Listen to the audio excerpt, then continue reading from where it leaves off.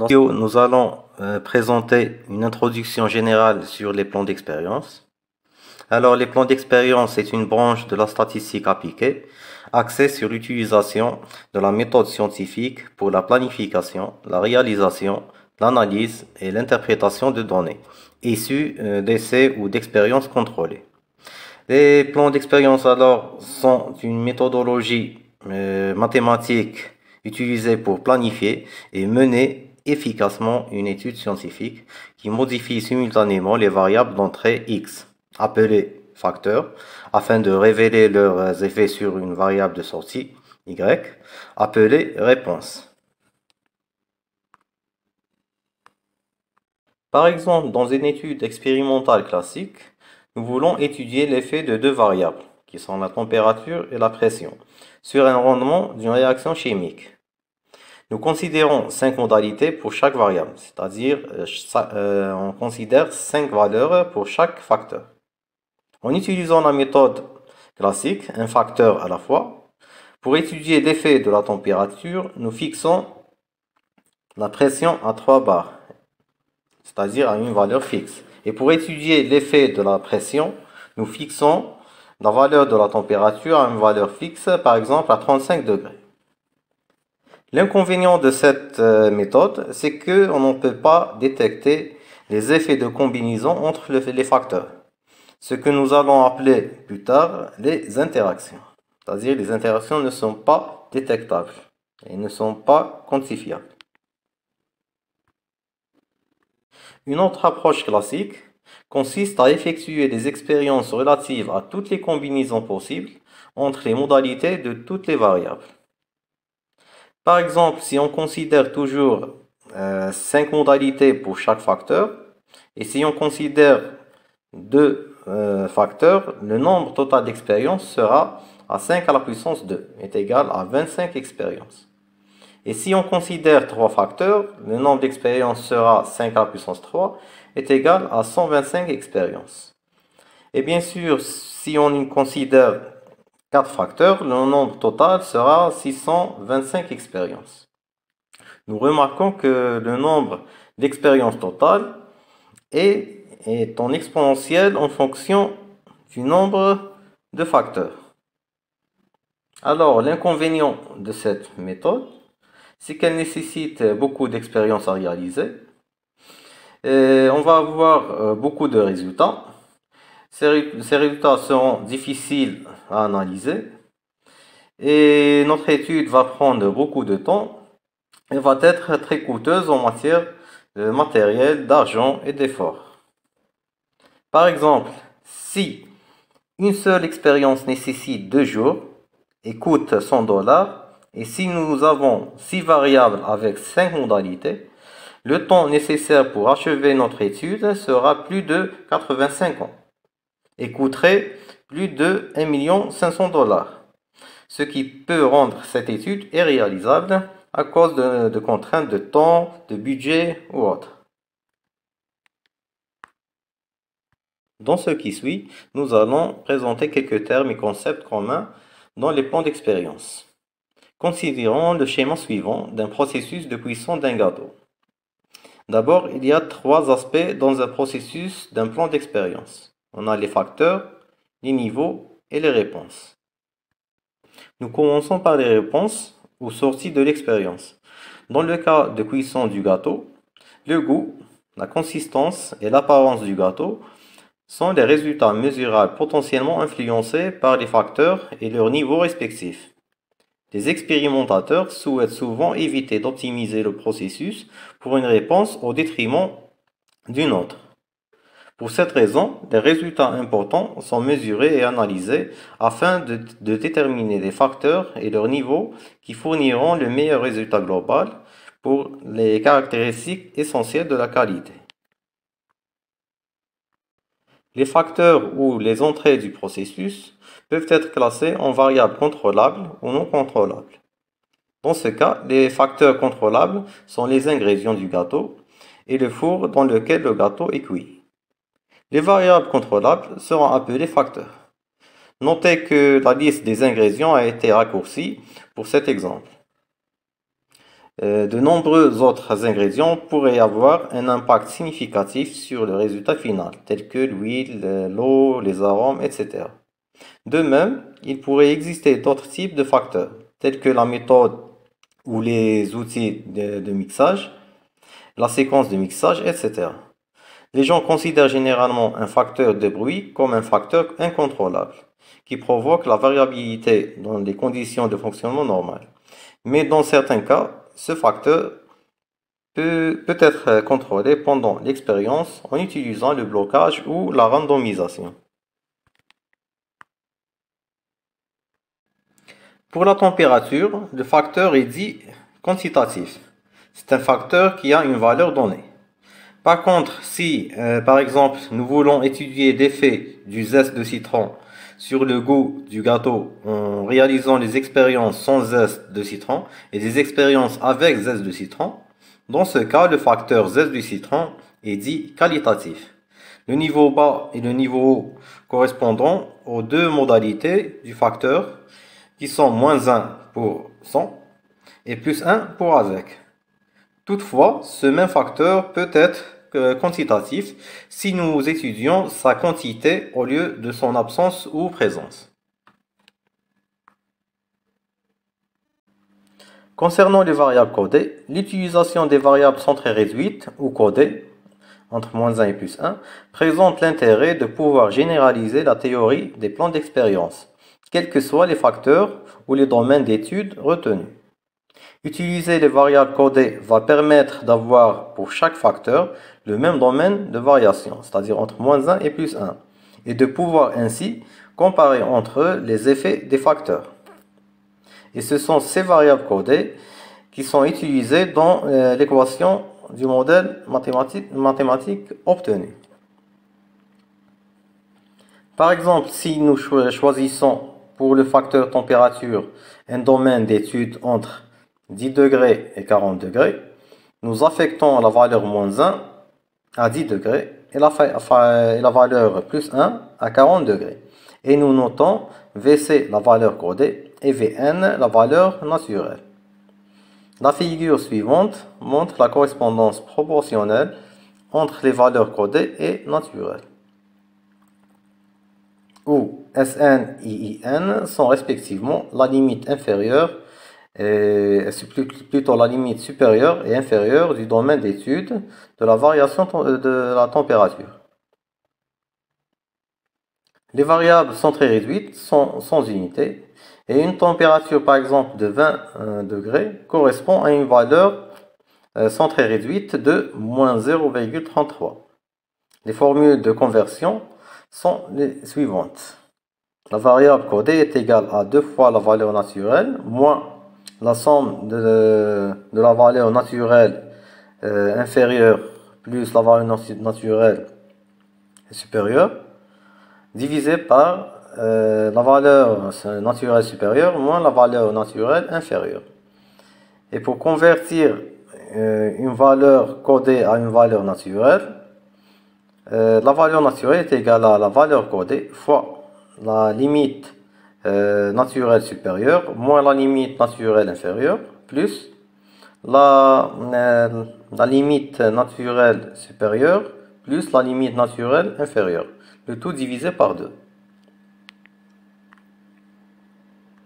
Concernant les niveaux et le domaine d'étude d'un facteur, en plan d'expérience, lorsque nous étudions l'influence d'un facteur, en général, nous limitons sa variation entre deux bornes appelées respectivement niveau bas, qui est le -1, et niveau haut, qui est +1, qui définissent le domaine d'étude de ce facteur. Si nous considérons 5 niveaux de la température, par exemple 140 degrés, 160 degrés, 180 degrés, 200 degrés, 220 degrés, son domaine d'étude sera de 140 degrés à 220 degrés. Remarque importante, il est très important de bien choisir le domaine d'étude au début de chaque application des plans d'expérience, car les résultats trouvés et le modèle qui relie la réponse au facteur n'est valable que pour les valeurs appartenant au domaine d'étude fixé. Les interactions se produisent lorsque l'impact d'un facteur dépend de la valeur d'un second facteur. Concernant le blocage et la réplication, le blocage est une technique expérimentale visant à éviter toute variation indésirable du processus d'entrée ou du processus expérimental. Par exemple, une expérience peut être menée avec le même équipement pour éviter toute variation de l'équipement. Les praticiens répliquent également les expériences en effectuant la même combinaison plusieurs fois, afin d'obtenir une estimation de la quantité d'erreurs aléatoires pouvant faire partie du processus. Concernant la notion de modèle et de régression linéaire multiple, la régression linéaire multiple est une méthode d'analyse de données quantitatives. Elle a pour but de mettre en évidence la liaison pouvant exister entre une variable dite expliquée, qui est la réponse, que nous la noterons y, et plusieurs autres variables dites explicatives, qui sont les facteurs, que nous les noterons x1, x2 jusqu'à xk. L'équation suivante montre un exemple d'un modèle quadratique. Concernant les tests d'hypothèse, ils permettent de fournir une règle de décision. Une hypothèse offre deux possibilités, l'hypothèse nulle et l'hypothèse alternative. C'est l'hypothèse nulle qui est soumise au test. Et toute la démarche du test s'effectue en considérant cette hypothèse comme vraie. Les tests sont effectués à un niveau de signification basé sur une probabilité.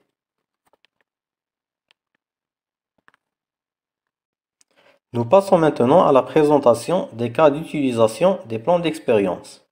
Un plan d'expérience permet à l'expérimentateur de manipuler plusieurs entrées pour déterminer leurs effets sur la sortie de l'expérience ou du processus. De nombreuses expériences maintiennent certains facteurs constants et modifient le niveau d'un autre facteur. Utiliser cette approche pour traiter des données est toutefois inefficace par rapport à l'évolution simultanée des niveaux des facteurs. En réalisant une expérience multifactorielle, les plans d'expérience peuvent révéler des interactions critiques entre les facteurs qui sont souvent omises lors de la réalisation d'une expérience simple. Alors, les plans d'expérience peuvent révéler des problèmes cachés au cours du processus. Ces problèmes cachés sont généralement associés aux interactions entre les différents facteurs. Les ingénieurs sont aussi en mesure d'identifier les facteurs qui ont le plus d'impact sur le processus et ceux qui ont le moins d'influence. C'est-à-dire déterminer et quantifier les effets clés dans un processus donné, ce qui permet une éventuelle réduction du nombre de facteurs à considérer. En utilisant correctement les plans d'expérience, le nombre d'essais ou de tests peut être considérablement réduit. Un plan d'expérience robuste peut faire gagner du temps et du coût lors d'une étude expérimentale. Les plans d'expérience permettent aussi de modéliser la réponse en fonction des différents facteurs, ce qui définit une relation mathématique entre la réponse et ces facteurs, et de fournir des informations statistiques sur la qualité du modèle obtenu. Cette modélisation permet de répondre à des questions du genre: dans quels paramètres le processus offrait-il des performances acceptables? Quelle sera la réponse du processus sous une configuration donnée des facteurs? Alors nous pouvons définir les objectifs d'utilisation des plans d'expérience suivants. D'abord, un objectif de comparaison d'alternatives. Dans le cas de notre exemple de la cuisson du gâteau, nous pourrions vouloir comparer les résultats de deux différents types de farine. S'il s'avérait que la farine des différents fournisseurs avait un résultat non significatif, nous pourrions choisir le fournisseur le moins coûteux. Si le résultat était significatif, nous choisirons celui de la meilleure farine. Le deuxième objectif, c'est un objectif de criblage. Il existe souvent de nombreux facteurs possibles, dont certains peuvent être critiques et d'autres qui ne peuvent avoir que peu ou pas d'effet sur la réponse. En tant que but en soi, il est peut-être souhaitable de réduire le nombre de facteurs à un ensemble relativement petit, par exemple de 2 à 5 facteurs, de manière à concentrer l'attention sur le contrôle de ces facteurs. Les expériences de criblage sont un moyen efficace avec un nombre minimal de tests pour déterminer les facteurs importants. Alors, nous pourrions poser une question. Quels sont les facteurs importants qui ont un impact sur la couleur du gâteau parmi la température, la durée de la cuisson, la quantité du sucre et de la farine, le nombre d'œufs et l'utilisation du zeste de citron?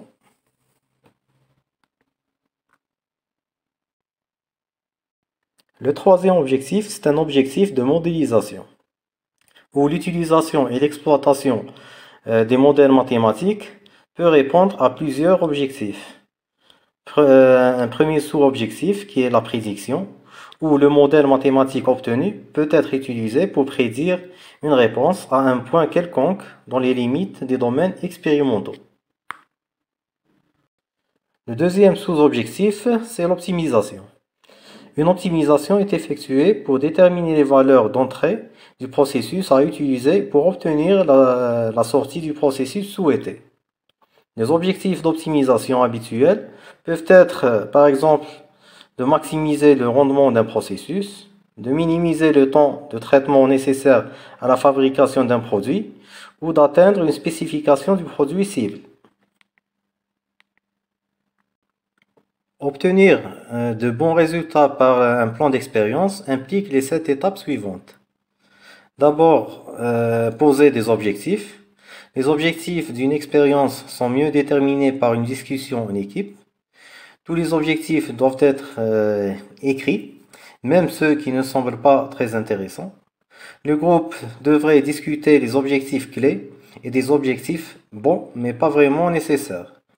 La priorisation des objectifs vous aide à choisir la direction à prendre en ce qui concerne la sélection des facteurs, les réponses et un plan particulier. La deuxième étape, c'est de sélectionner les variables du processus et leur plage. Les variables d'un processus incluent à la fois les entrées et les sorties, c'est-à-dire les facteurs et les réponses. La sélection de ces variables s'effectue mieux en équipe. L'équipe devrait inclure tous les facteurs importants, selon le jugement de l'ingénieur, déterminer une plage d'étude de chaque facteur, être prudent en choisissant les niveaux bas et hauts des facteurs, vérifier les réglages des facteurs pour des combinaisons non pratiques ou impossibles, et inclure toutes les réponses pertinentes. La troisième étape, c'est de choisir un plan expérimental. Le choix d'un plan expérimental dépend des objectifs de l'expérience, du nombre de facteurs à étudier et de la quantité de ressources disponibles. Cette table montre un simple guide exemple de sélection d'un plan. La quatrième étape, c'est d'exécuter le plan. Les expériences du plan sont réalisées et les résultats des essais, c'est-à-dire les réponses, sont rassemblés. La cinquième étape, c'est de vérifier que les données sont cohérentes avec les hypothèses expérimentales. Dans tous les modèles, nous formulons des hypothèses et nous exigeons également que certaines conditions soient approximativement remplies à des fins d'estimation. Ceux-ci sont: les systèmes de mesure sont-ils capables de répondre à toutes vos questions? Vos réponses sont-elles susceptibles d'être bien approchées par de simples modèles polynomiaux? Et les résidus, c'est-à-dire les différences entre les prédictions du modèle et les observations réelles, se sont-ils bien comportés? La sixième étape, c'est d'analyser et interpréter les résultats. En supposant l'existence d'un modèle de départ, que nous souhaitons l'adapter à nos données expérimentales et que l'expérience ait été conçue correctement pour notre objectif, la plupart des logiciels des plans d'expérience analyseront ces données et peuvent fournir plusieurs statistiques numériques ainsi que graphiques. Et la dernière étape, c'est d'utiliser et de présenter les résultats. Il existe trois grandes familles des plans d'expérience. La première famille, c'est les plans de criblage, dont l'objectif est de découvrir les facteurs les plus influents sur une réponse donnée en un minimum d'expérience. La deuxième famille sont les plans pour surface de réponse, dont l'objectif est de trouver une relation mathématique, c'est-à-dire un modèle, qui lie les réponses mesurées aux variables associées aux facteurs, soit via une démarche mathématique analytique ou purement matricielle. Ce modèle peut être aussi utilisé à des fins d'optimisation du processus étudié. La troisième famille sont les plans de mélange, dont l'objectif est le même que la deuxième famille, mais où les facteurs ne sont pas indépendants et sont contraints. Comme exemple de contrainte, la somme des fractions molaires d'un mélange doit être égale à 1. Dans la partie suivante, nous allons voir les plans factoriels complets.